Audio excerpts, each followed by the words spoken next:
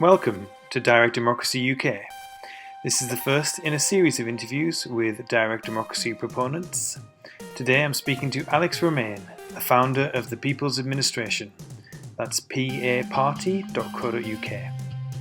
Alex is a radical thinker and activist who has promoted the methods of direct democracy for over 10 years. His journey and what he's been through should be a lesson to all of us seeking political change in the UK. We talk about the People's Administration, Swiss direct democracy, and the climate emergency. Please like and share this video and subscribe to Direct Democracy UK. Alex, do you recall when you first became aware of the ideas associated with direct democracy? Yeah, but in a way it was backwards. I didn't become aware of direct democracy and then think, oh, this would be a good fix for this or for that. I was doing it from the other way around. I basically, growing up as a child in a large Greek family, sometimes we used to get together and I used to listen to all the adults, or some of the adults in my men around the table after eating, and it was always chatting politics, and it was always about it was anti-Thatcherist and pro-Labour, but mostly because of being socialists and my family being Greek, so they're kind of, it's genetic.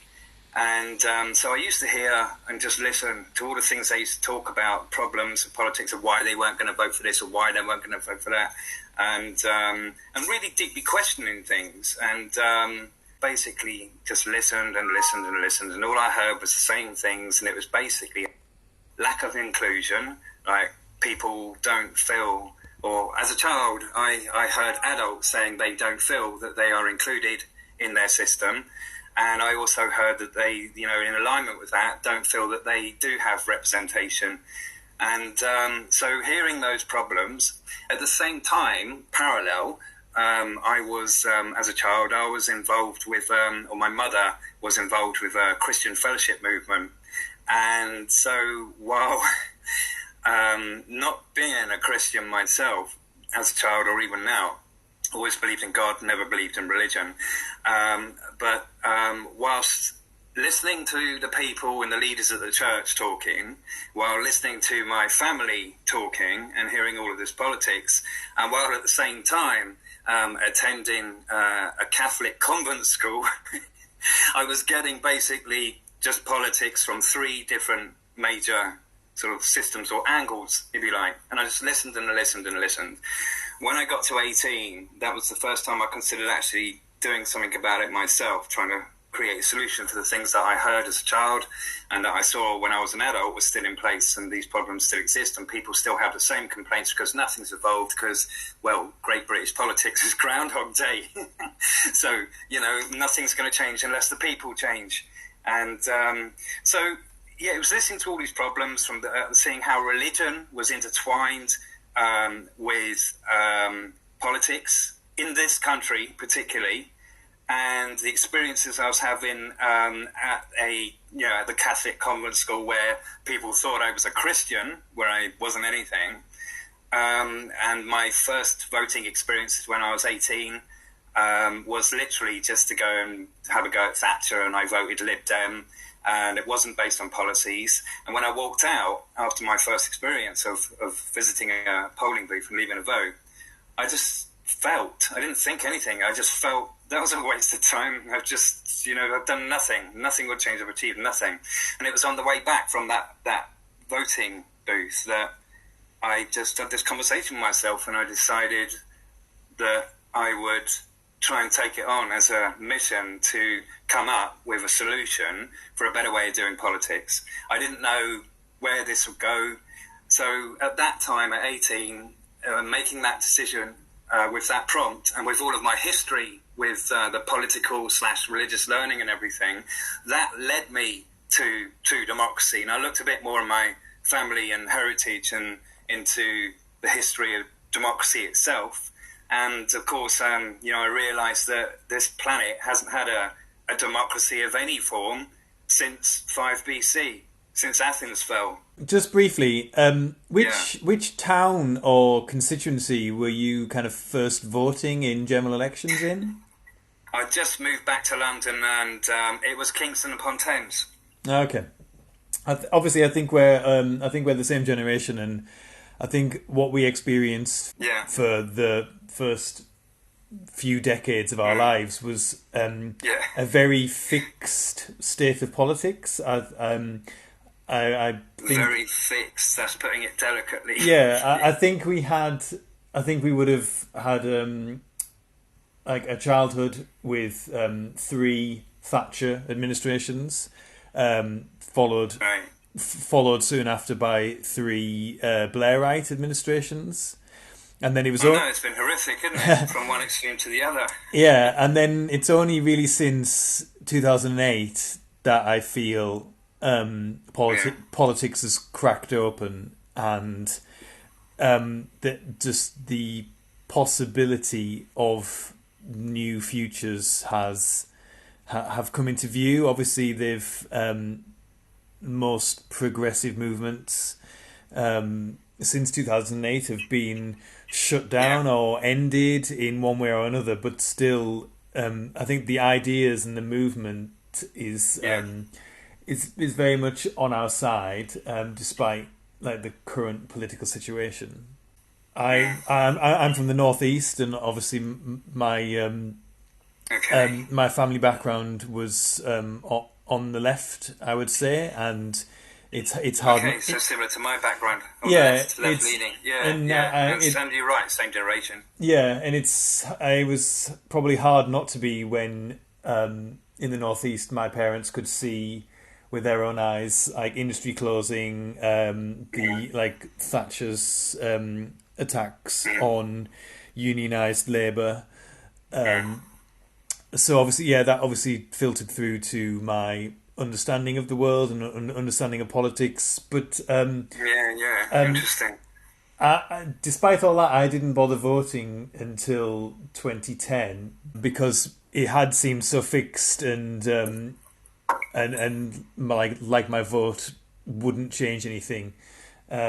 It's only since 2010 really that I've become more interested in politics and the radical possibilities of it. There are various versions of direct democracy around the world. Could you sum up the People's Administration's vision of direct democracy? Yeah, basically it's about absolute power to the people, not partial, not petitions, no gatekeeping, no representatives, no begging anybody in any format for anything. It's about everybody exercising their right to make the decisions over the things that affect their lives every day. And so that's why we say absolute power to the people. The people vote on anything they want. They upload their own policies. They run themselves. Simple as that. It's like, we've in a way, as a species, we asked the prophets and the philosophers to tell us how we should run this world. Didn't kind of work out. Then we asked the scientists and then the politicians. And considering that we're on course for a near-term mass extinction, then obviously all of these so-called experts were wrong. So my point is, maybe then, being that we've got nothing to lose anymore because Earth is just like decades away from mass extinction, if that, then maybe it's time that the people had a go at working out of each other how best to run this planet and their lives and everything within it. We don't care what people want to vote for, what policy proposals they want to upload. It's up to the people to decide whether they want to vote on them or not. Nothing to do with me or anybody else or any politician. There will be no politicians in a true democracy because they would have no purpose. And this is the thing. We talk in this culture about being great, united, better together and everything else. And then we go and divide ourselves up to vote to tell either a red Tory or a blue Tory how we need to live. And then when it all goes wrong and it hits us and costs our jobs and our well-being and our friends and our family and our future and our dreams and everything else, we go and grab a sign and go and moan in the street and have a fight with a policeman that's got nothing to do with setting legislation on Parliament, which is the problem that all protesters groups have. It's legislation, not the people enforcing it. Yeah. What do? Go and take their argument to the people who are charged with enforcing it, which is ridiculous. Because the police themselves told me in 2010, Alex, you watch. Now cameras in, you're going to see no community policing on TV. It's all going to be response. All the policing TV is going to be response. You're only going to see us at our worst because he wants you to see us that way. And yes, we've seen evidence of this this week in Clapham and Bristol. Exactly. So it's like, I mean, surely if you're trying to achieve something and the way you're trying to achieve it hasn't worked, you change your approach.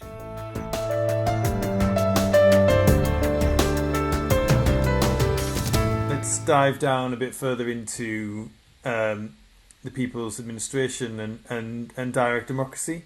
You started the People's Administration around 2010. That's right, March 2010. That's when we registered it. Cool. And obviously that's David Cameron's austerity government. And a few years before the Brexit vote.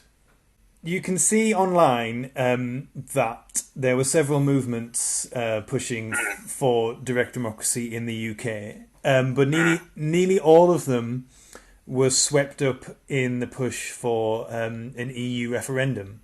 That's right. And nearly all of the movements ended soon after. The protracted battle over Brexit has, I believe, done much damage to the very concept of referendums, which absolutely, and that is obviously the cornerstone of the Swiss model of direct democracy.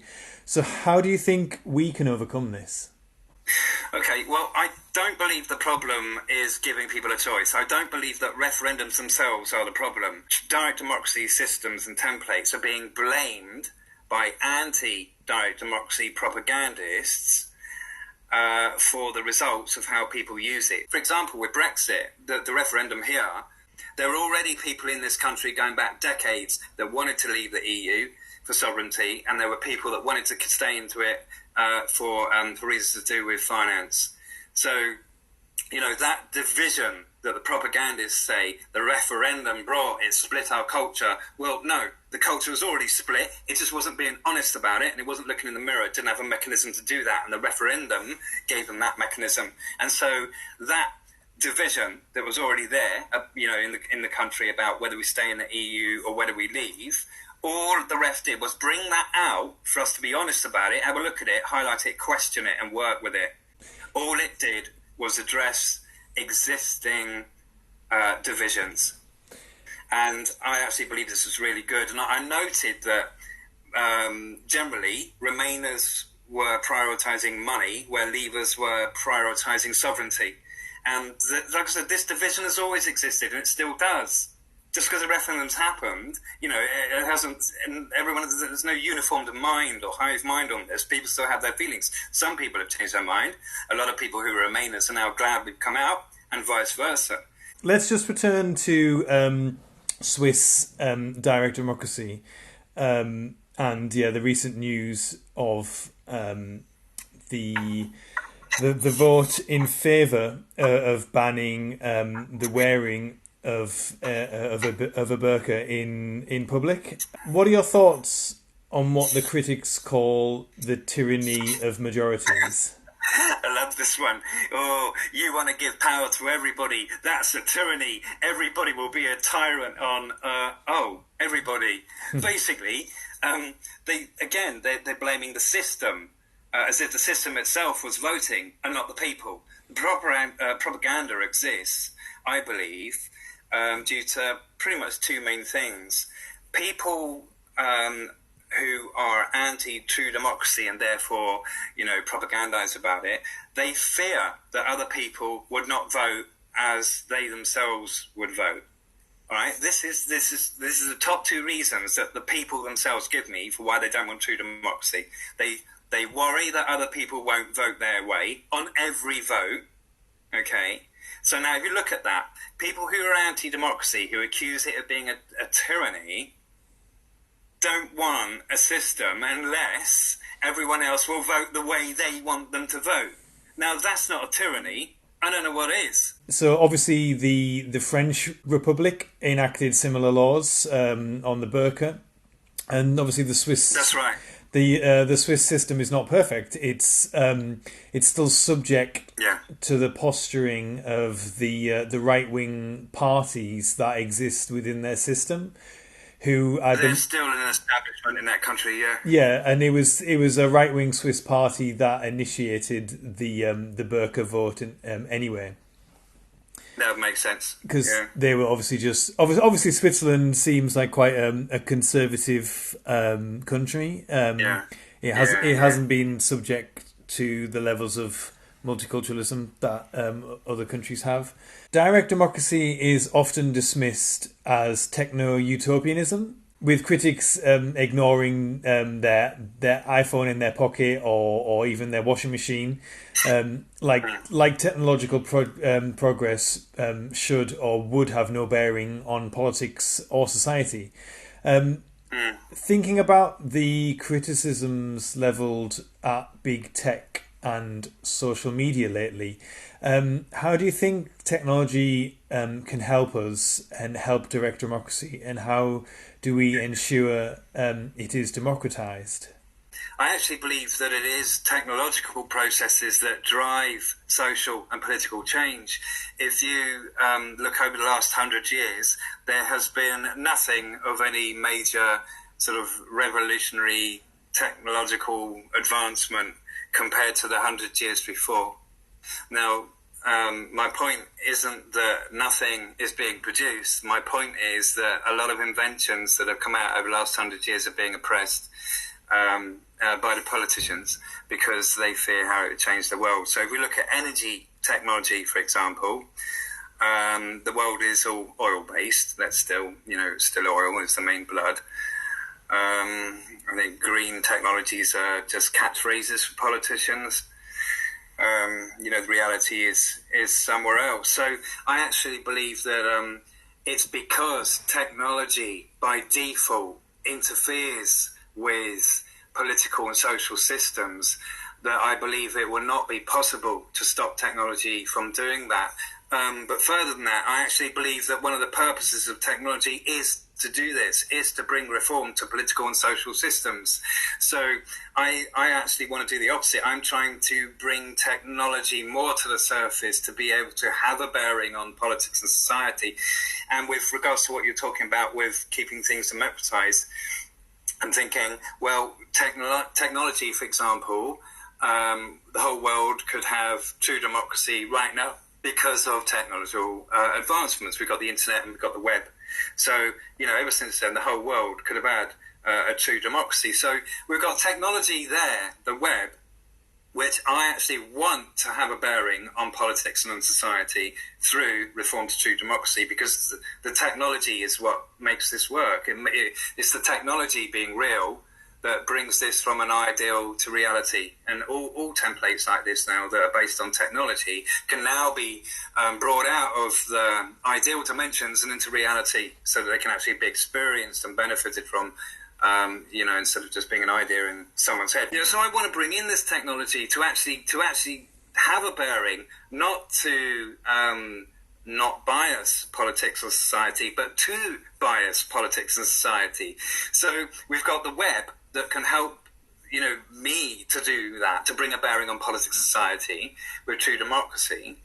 And the way to keep that clean and democratized would be to basically have it all open source with blockchain and use of closed servers as well. Closed servers can't be hacked.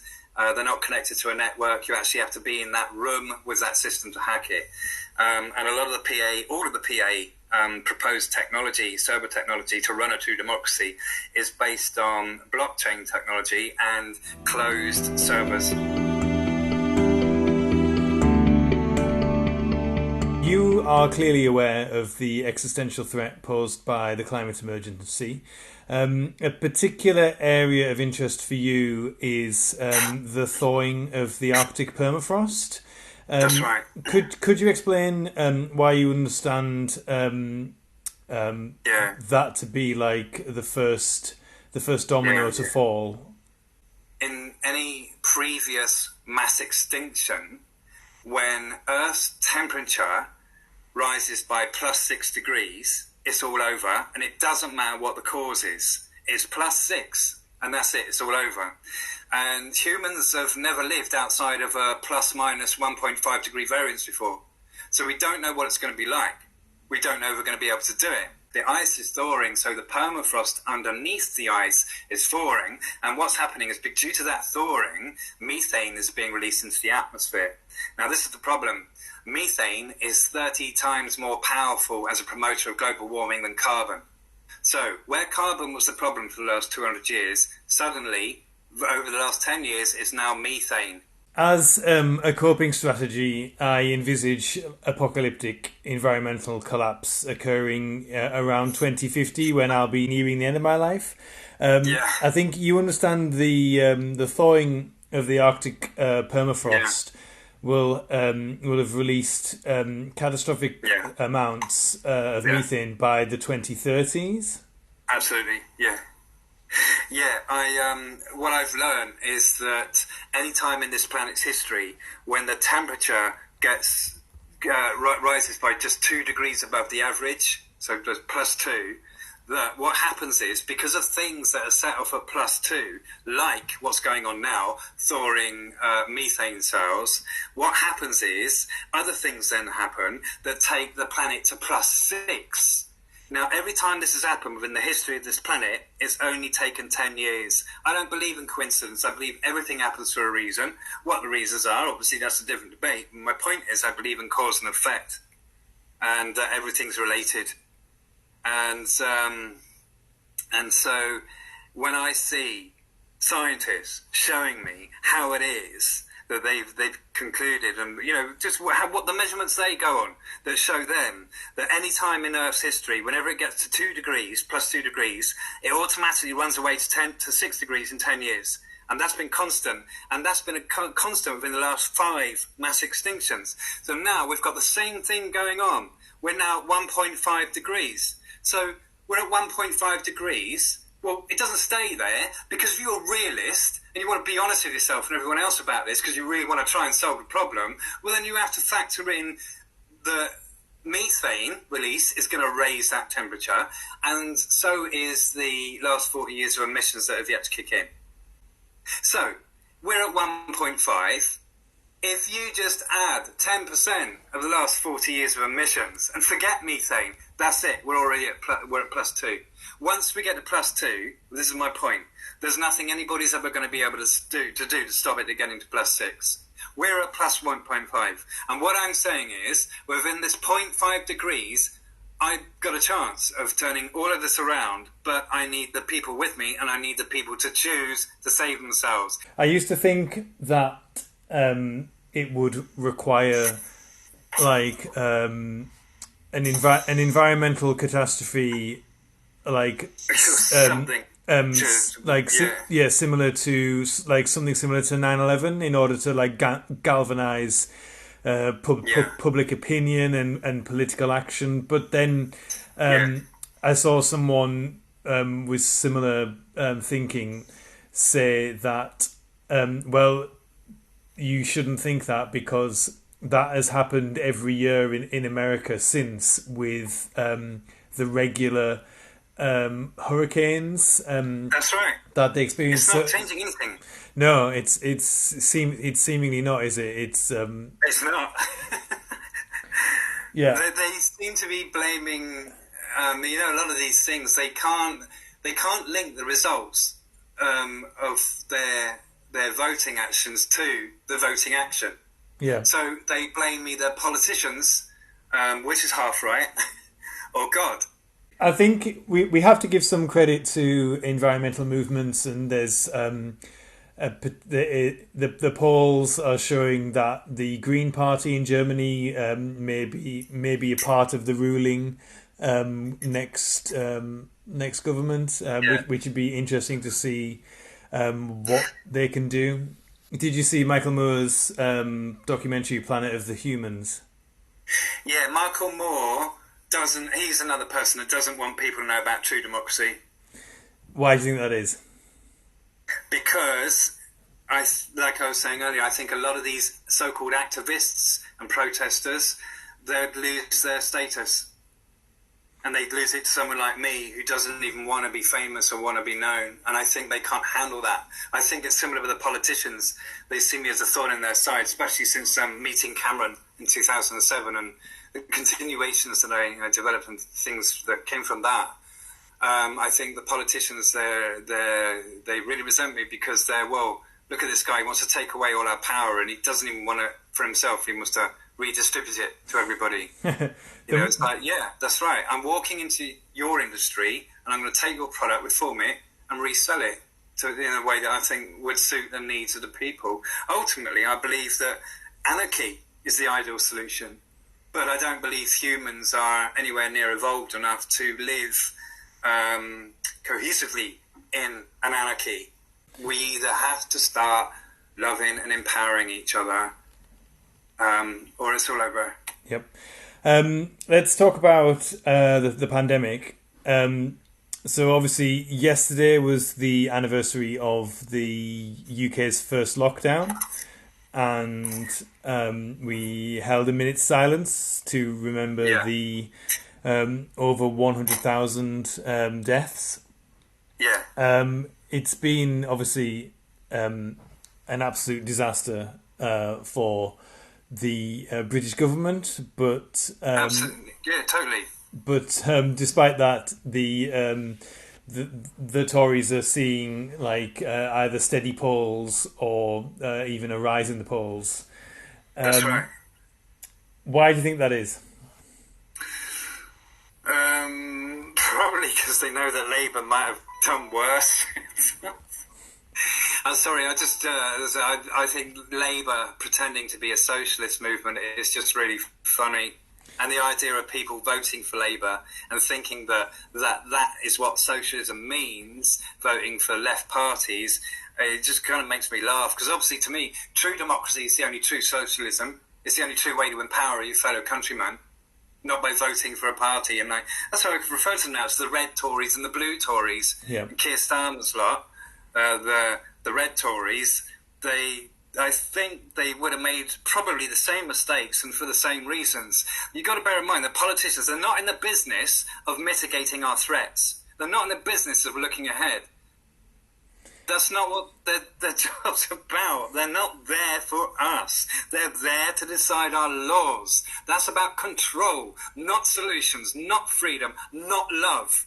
Yeah. It's about anything but that. And if we don't raise these assemblies and these parliaments to the ground within the next 5-degree temperature rise, then I don't see why things would be any different this time round than over the last 5 mass extinctions.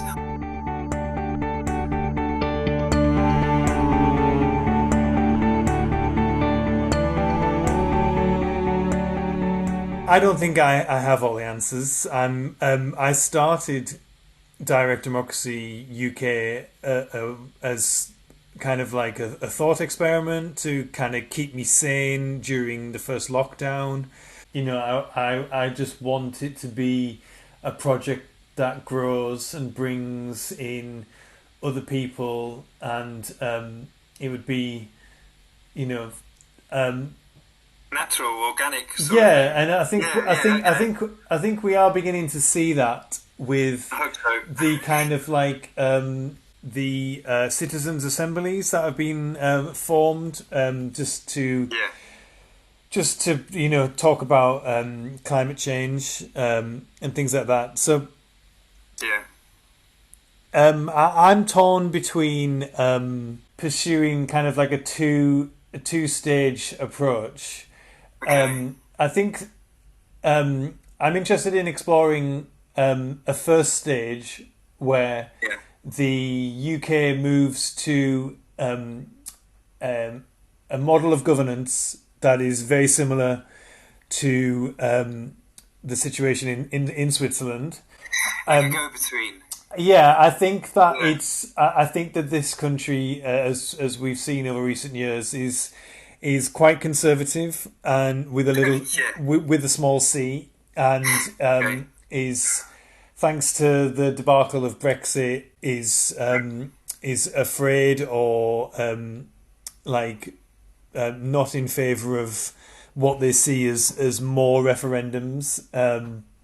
But so I think the kind of what I'm interested in seeing would have to take place slowly. Obviously slowly, unfortunately, because we really are up against the clock. So yeah, I would see stage one as kind of an elected party that preaches and practices direct democracy.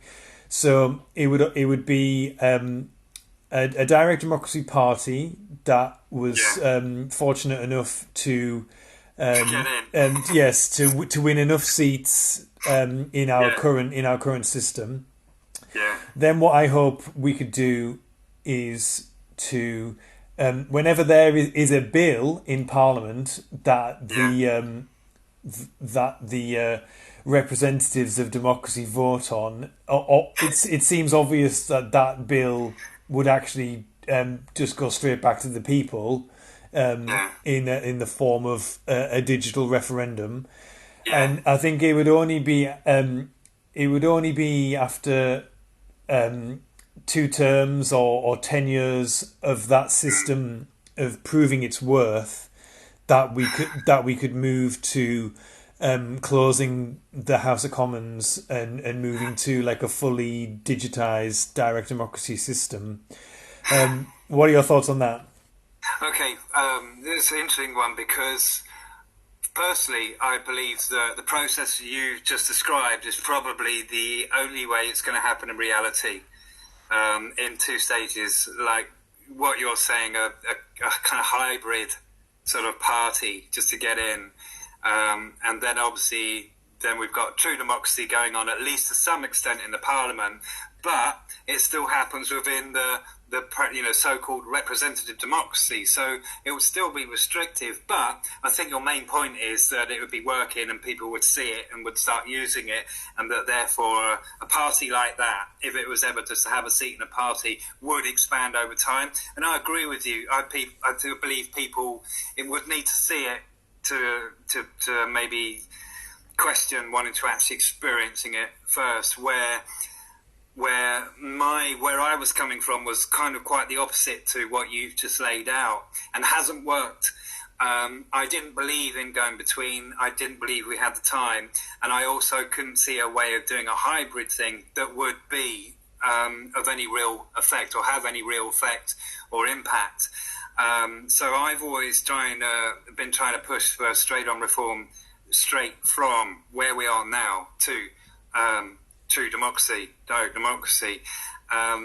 So that's what I've been trying to do and why I've been trying to do it, but it hasn't worked. And I think that it's your scenario there that's far more organic and more natural that will work. It's just my fear is that the planet doesn't have the time. Yeah, that's it. But I think ultimately your way, your process is guaranteed. It's going to happen, but it'll take some time. Where my way could have amazing effects, and implications overnight, but it's not ever going to be voted for overnight. I think it's going to be, like you say, a slow educational process before people take true democracy seriously. Well, Alex, that is what we are here for. Thank you so much for your time today. That was a fascinating interview. Take care. That was Alex Romane, founder of the People's Administration. Check out their work at paparty.co.uk.